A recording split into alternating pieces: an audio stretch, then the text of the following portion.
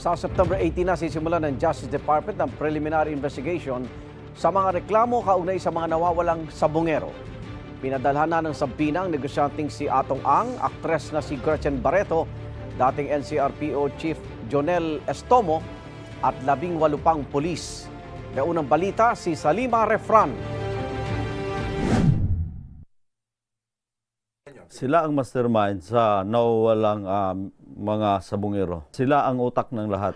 Nitong Hulyo, pinangalanan ni Julie Dondon Patidongan si Charlie Atong Ang bilang isa umano sa mga mastermind sa pagkawala ng mga sabongero. Bagay na agad pinabulaanan ng negosyante.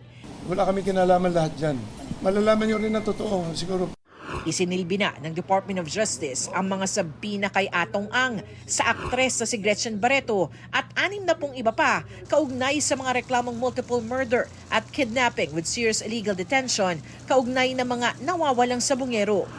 Sisimulan daw ang pagharap sa preliminary investigation sa susunod na linggo, September 18. Definitely, you can expect an evidence-based investigation and an evidence-based decision from the panel of prosecutors.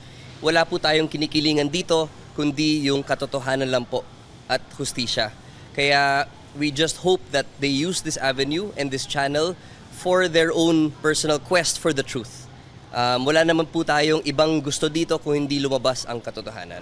Pinasabpi na rin si dating NCRPO Chief Jonel Estomo at 18 pang pulis.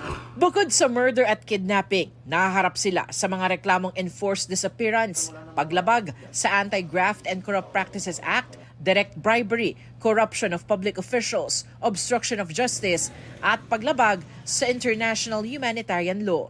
Para yan sa 7 insidenteng nauwi sa pagkawala na mahigit 30 sabongero mula 2021. Kasama rin sa pinaharap sa mga reklamo ang magkapatid na Dondon at Elakim Patidongan na nakikipagtulungan sa investigasyon. The route that they are looking at is for them to be discharged as state witnesses. They first have to be charged in this case.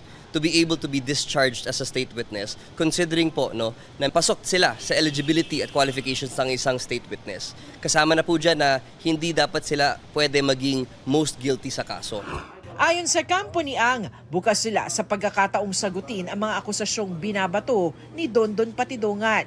Hamon nila kay Patidongan, lumabas mula sa likod ni Justice Secretary Jesus Crispin Remulla at patunayan sa pamamagitan ng ebidensya ang kanilang mga akusasyon. Si Barreto, sinabing maglalabas ng pahayag ang kanyang abogado. Patuloy pa namin kinukuha ang panig ni Estomo pero nauna na niyang itinanggi ang anumang kaugnayan sa pagkawala ng mga sabongero. Panibagong set naman ng mga hinihinalang buto ng tao ang naiaho ng Philippine Coast Guard mula sa Taal Lake. Nasa PNP Crime Lab na ang mga ito para sa pagsusuri.